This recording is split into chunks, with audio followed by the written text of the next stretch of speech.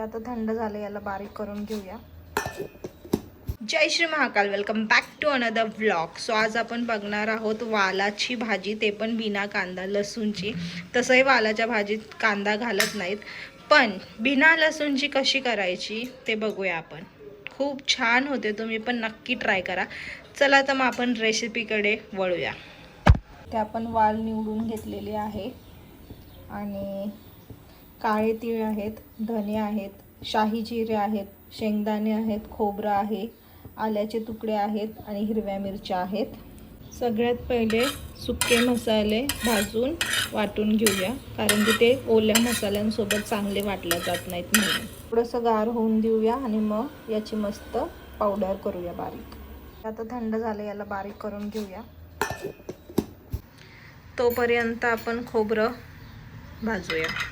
थोडंसं तेल घालायचं, छान लालसर असं परतवून घ्यायचं. जेवढं शक्य होतं तेवढं बारीक केलेलं आहे.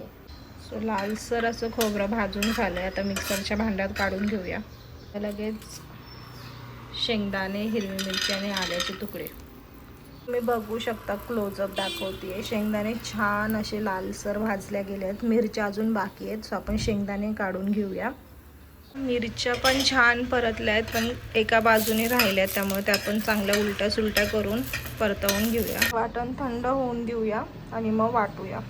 तो वाटण थंड झालंय, वाटून घेऊया.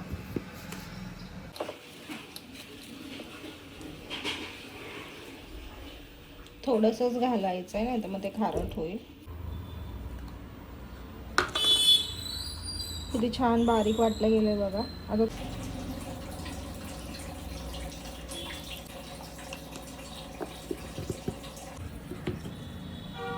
एकदम परफेक्ट.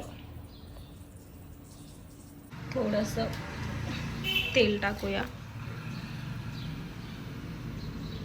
आता जिरे आपण ऑलरेडी वाटणात घातलेत, त्यामुळे फक्त मोहरी तडतडून घेऊया. मोहरी छान तडतडली की हळद आणि लगेच ही जी पाण्यातली वाल आहे का ती टाकून घेऊया. आता वाल चांगली परतवून घेऊ. आता वाल छान परतले गेले. आपण जे वाटण करून घेतलेलं ते घालून घेऊ.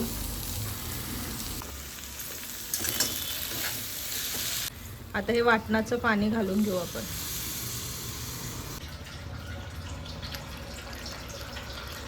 बघा छान अशी उकळी आली आहे. आता आपण गॅस कमी करूया आणि यावर झाकण ठेवून 15-20 मिनिटांनी पुन्हा भेटूया. आपली भाजी झालेली आहे रेडी. डन. सो फायनली आपली डिश रेडी झालेली आहे. आय होप तुम्हाला माझे व्हिडिओ आवडत असतील तर लाईक, शेअर, कमेंट करायला विसरू नका. चॅनलवर नवीन असाल तर सबस्क्राईब करा, बेल आयकॉनला हिट करा. भेटूया परत नवीन अशाच व्हिडिओमध्ये. तोपर्यंत स्टिल देन खाऊ पिऊ खुश राहू. बाय.